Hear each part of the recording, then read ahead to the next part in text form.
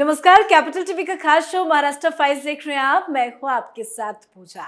महाराष्ट्र में एक बार फिर से उद्धव ठाकरे और एकनाथ शिंदे गुट आमने सामने आए। मौका था शिवसेना की स्थापना दिवस मनाने का और दोनों ही गुटों ने अपना दम अलग अलग कार्यक्रमों के जरिए दिखाया। पर विरासत की जंग एक बार फिर से हार गए उद्धव ठाकरे, क्योंकि इस खास मौके में उन्हें एक साथ कई बड़े बड़े झटके लगे। एमएलसी मनीषा कायंदे शिंदे गुट में शामिल हो गई, तो वहीं वरिष्ठ नेता शिशिर शिंदे ने भी पार्टी से इस्तीफा दे दिया। बौखलाहट में मनीषा कायंदे पर तंज कसते हुए संजय राउत ने कहा कि इससे कोई फर्क नहीं पड़ता। संजय राउत ने यह भी कहा कि वो आने जाने वाले ऐसे लोगों को कचरा कहते हैं, पर सच्चाई ये है कि इससे फर्क तो तगड़ा पड़ा है। उद्धव ठाकरे को स्थापना दिवस के मौके पर कई बड़े झटके लगे हैं, तो आज अपने शो में महाराष्ट्र की ताजा राजनीति पे ही चर्चा करेंगे। बातचीत के लिए मेरे साथ स्टूडियो में मौजूद हैं कैपिटल टीवी के एग्जीक्यूटिव एडिटर राजीव जी। राजीव जी, बहुत बहुत स्वागत है आपका। धन्यवाद। स्थापना दिवस के मौके पर उद्धव ठाकरे जो करना चाहते थे, क्या उसको करने में वो कामयाब हो पाए? देखिए, वो संदेश नहीं दे पा रहे हैं जो वो चाहते हैं कि महाराष्ट्र के लोग समझे। वो पारिवारिक विरासत के बारे में जो बार बार दिखाने की कोशिश करते हैं कि एक बाला साहब ठाकरे की फोटो, नीचे में उद्धव ठाकरे हों और बगल में आदित्य ठाकरे हों, यानी कि वो उस परंपरा को दिखाना चाह रहे हैं कि परिवार में अगर बाला साहब ठाकरे ने शिवसेना बनाई है तो उनके परिवार में ही ओरिजिनल शिवसेना होनी चाहिए, यानी उनकी जिम्मेदारी उद्धव ठाकरे के पास है, उसके बाद वो आदित्य ठाकरे के पास रहे। लेकिन जो तरीके चल रहे हैं, जो महाराष्ट्र में अवधारणाओं की जंग चल रही है, उसमें तो उद्धव ठाकरे कहीं टिक नहीं रहे। एक तरफ उद्धव ठाकरे परिवार की बात करते हैं, दूसरी तरफ जो एकनाथ शिंदे हैं वो करते हैं बात विचार की।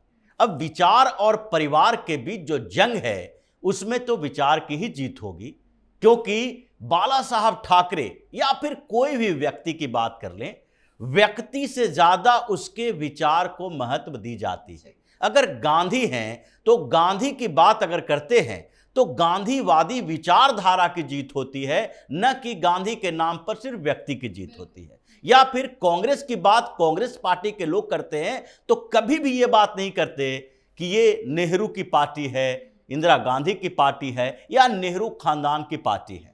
वो भी इस बात से बचता है कि नहीं, ये जो कांग्रेस की विचारधारा लोकतंत्र की बात करते हैं, ये लोग करते हैं कि समावेशी विकास की बात करेंगे, ये सेकुलरिज्म की बात करेंगे, मतलब छुपाने की कोशिश करते हैं। और उद्धव ठाकरे ने खुलेआम ये कह दिया है कि शिवसेना ओरिजिनल उनके पास इसलिए है, यानी कि ओरिजिनल होने का मतलब वैचारिक तरीके से या फिर मैदान में, क्योंकि कोर्ट में तो वो हार ही गए, चुनाव में तो बता ही दिया, चुनाव आयोग ने भी कह दिया कि आप ओरिजिनल शिवसेना नहीं हैं। लेकिन लोगों की नज़र में वो दिखाना चाहते हैं कि चूंकि बाला साहब ठाकरे के वो बेटे हैं, इसलिए वही बाला साहब ठाकरे की पार्टी के भी उत्तराधिकारी होंगे। और चुनावों में आप ये तय कीजिए कि कौन बाला साहब ठाकरे का असली उत्तराधिकारी है। लेकिन दूसरी तरफ एकनाथ शिंदे क्या कह रहे हैं कि बाला साहब ठाकरे के उत्तराधिकारी का मतलब क्या होता है, ये पार्टी बनाने का मकसद क्या था, शिवसेना की स्थापना ही क्यों हो गई। जबकि स्थापना दिवस की बात है तो उसके स्थापना के उद्देश्य को ध्यान में रख के ये बताना चाहिए कि उस उद्देश्य पर, उस मोटो पे खरा कौन उतर रहा है। क्या उद्धव ठाकरे अपनी उस विचारधारा के साथ आगे बढ़े जो विचारधारा शिवसेना के संस्थापक बाला साहब ठाकरे ने दिए थे, जो आनंद दिग्घे का था। तो वो ये बार बार बता रहे हैं कि हम तो शिवसेना में हैं और आगे भी रहेंगे, और ये शिवसेना जो चुनाव आयोग ने एक्सेप्ट किया, जो कोर्ट ने भी एक्सेप्ट किया, वो शिवसेना तो बाला साहब ठाकरे की है और उसी के विचारधारा, उसी विचारधारा पर हम चल रहे हैं। हमने बार बार ये कहा था कि ये भगवा की पार्टी है, ये हिंदुओं की पार्टी है, इसको सेकुलर बनाने की कोशिश मत करो। और आपने सेकुलर बनाने की कोशिश की, आपने इसको पूरी तरीके से मोड़ दिया, जिसके खिलाफ हम लोग खड़े हुए उसी के साथ हाथ मिला लिया। तो ये विरासत की जंग तो अब एकनाथ शिंदे के साथ ही जी, लेकिन बिल्कुल स्थापना दिवस के आसपास दो बड़े नेताओं ने उद्धव ठाकरे का जो साथ छोड़ा है, क्या ये सोची समझी प्लानिंग थी और ये कितना बड़ा झटका है उद्धव गुट के लिए? देखिए, ये जो पार्ट 2 है, ये पार्ट 2 चल रहा है शिवसेना का, क्योंकि पार्ट 1 में तो एक बार लोगों ने बता दिया उद्धव ठाकरे को कि हम आपके साथ नहीं हैं। उसमें सरकार भी गिर गई, सीएम का पद भी छिन गया, पार्टी भी छिन गई, सिंबल भी चला गया।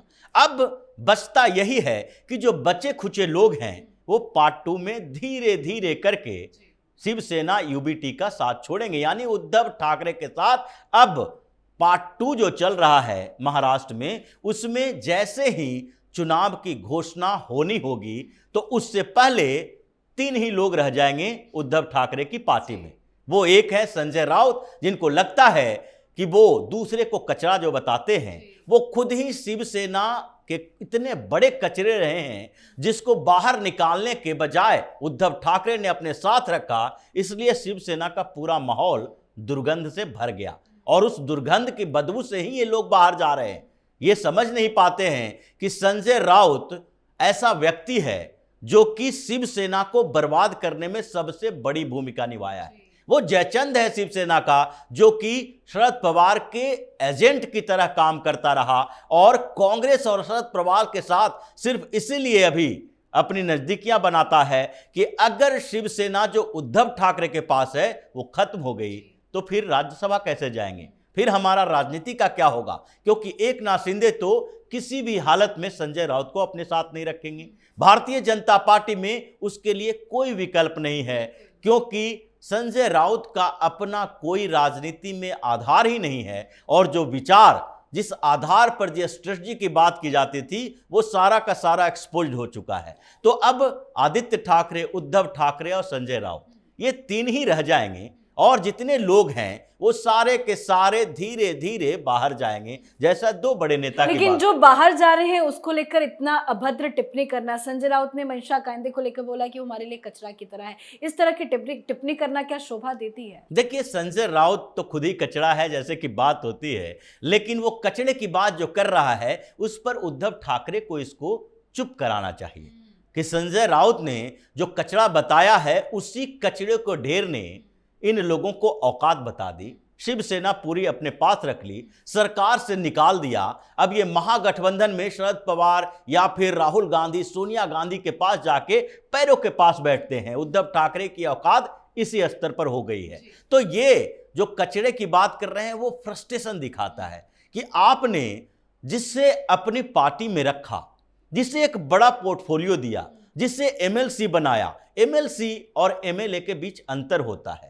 एमएलए एक लोकप्रिय नेता हो सकता है या फिर लोकसभा का सांसद, अपने क्षेत्र में लोगों के लिए नेता हो सकता है, लेकिन राज्यसभा जहां तक बात है या एमएलसी की बात है तो ये दोनों जो है ये पार्टी के बड़े नेताओं के इशारे पर ही किया जाएगा। राज्यसभा का टिकट दी जाएगी, इनडायरेक्ट इलेक्शन होता है तो वही लोग जाएंगे जो पार्टी के आला कमान के द्वारा नियुक्त किए गए होंगे। और मनीषा की बात भी यही है कि भारतीय जनता पार्टी की टिकट पर पहले चुनाव लड़ चुकी है, उसके बाद शिवसेना में आई। अब शिवसेना को लगा कि एक फायर ब्रांड लीडर है, प्रवक्ता बनाया, साथ ही एमएलसी बनाया। अब उद्धव ठाकरे के ये निकटतम सहयोगी जो अभी बने हैं संजय राउत, अगर वो ये कहते हैं कि ये कचरा है, इसे बाहर जाना चाहिए, तो उनको शर्म आनी चाहिए इस बात के लिए कि आपने एमएलसी क्यों बनाया था। अगर वो कचरा ही थी तो प्रवक्ता क्यों बनाया था। ये इनके फ्रस्ट्रेशन को दिखाता है कि वो दोनों जो बड़े नेता की बात कर रहे हैं वो 2 बड़े नेता तो गए ही। उसी समय मुंबई में और कुछ चल रहा था।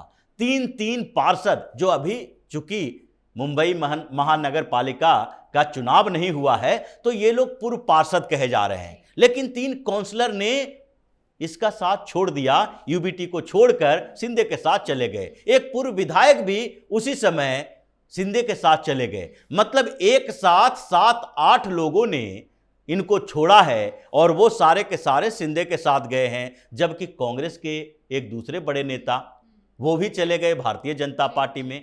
ये आशीष देशमुख की बात कर रहे हैं जो अनिल देशमुख के भतीजे हैं, जो उन्हीं के खिलाफ चुनाव भी लड़े थे। जब एनसीपी में एक हैं, एक कांग्रेस में हैं, वो भारतीय जनता पार्टी में थे, फिर कांग्रेस में आए, अब फिर से भारतीय जनता पार्टी के साथ जुड़ गए हैं। तो ये जो महागठबंधन के अंदर सारी पार्टियों में ये जो हड़कंप मचा हुआ है, संग्राम चल रहा है, वो लोग ये जानते हैं जो ग्राउंड में काम करते हैं कि अब इन लोगों का भविष्य खत्म होने वाला है। मतलब अभी और ज्यादा विकेट गिरेंगे। लेकिन एक तरफ उद्धव ठाकरे विरासत और विचारधारा की बात करते हैं, लेकिन शिशिर शिंदे ने जो अपना इस्तीफा दिया, उन्होंने अपने पत्र में लिखा कि वो पिछले 6 महीने से उद्धव ठाकरे से वक्त मांग रहे थे, उन्होंने वक्त नहीं दिया। साथ ही उन्होंने कई बड़े आरोप लगाए हैं। तो क्यों अपने नेताओं और कार्यकर्ताओं का, जो हालांकि बचे कुचे हैं, उनका वो ध्यान नहीं रख पा रहे हैं? देखिए, अब उद्धव ठाकरे पूरी तरीके से परेशानी में गिर गए हैं। ये तो आदत पहले से भी थी, संगठन में जबरदस्ती इनको थोपा गया था। जब इन्हें बाला साहब ठाकरे ने बेटा होने के कारण थोप दिया संगठन के ऊपर, तो मजबूरी हो गई लोगों की, और उसी समय राज ठाकरे बाहर भी हो गए, क्योंकि उन्हें लग रहा था कि ये व्यक्ति जो उसी तरह से निकम्मा है जैसे कांग्रेस में राहुल गांधी को थोपा जाता है, उसी तरीके से बाला साहब ठाकरे ने अपने बेटे को थोप दिया। ये उनकी सबसे बड़ी गलती मानी जाती है। लेकिन अब उस समय भी इनके ऊपर आरोप लगा कि आप अपने नेताओं के साथ मुलाकात नहीं करते हैं। शरद पवार जैसे लोग ने भी इनको घोर बेइज्जत किया कि आप अपने नेताओं से मिले नहीं, इसलिए हमारी सरकार चली गई। उनको कोई मतलब नहीं है कि शिवसेना बिखर गई, लेकिन फिर भी अभी भी ये वही स्थिति में है कि मिलेंगे नहीं, जुलेंगे नहीं, सिर्फ बाला साहब ठाकरे का नाम हमारे साथ जुड़ा हुआ है तो इसीलिए लोग हमारे साथ जुड़ जाएंगे, और यही दुष्परिणाम अभी देखने को मिलेगा। ये तो जैसे जैसे चुनाव नजदीक होगा वैसे वैसे शिवसेना खत्म होगी, और अभी और जो बचे कुचे विधायक, पार्षद, एमएलसी हैं, वो धीरे धीरे इनसे किनारा कर लेंगे और उद्धव ठाकरे का खात्मा लगभग निश्चित है। बहुत बहुत धन्यवाद सर समझाने के लिए। धन्यवाद। तो शिवसेना के 57 साल के इतिहास में पहली बार मुंबई में 2 स्थापना दिवस समारोह हुए। उद्धव ठाकरे और एकनाथ शिंदे गुट ने अलग अलग कार्यक्रमों का आयोजन किया, पर एक अपने पिता की विरासत को समेटता नजर आया, तो वहीं दूसरी तरफ एकनाथ शिंदे असली शिवसेना के साथ साथ बाला साहब की विचारधारा को आगे बढ़ाते दिखे। सभी शिव सैनिकों के साथ स्थापना दिवस मनाते नजर आए। तो 2 गुट और विरासत की लड़ाई, जिसमें उद्धव ठाकरे को लगे बड़े झटके पर आप अपनी राय कमेंट करके जरूर लिखें। देखते रहिए कैपिटल टीवी। नमस्कार।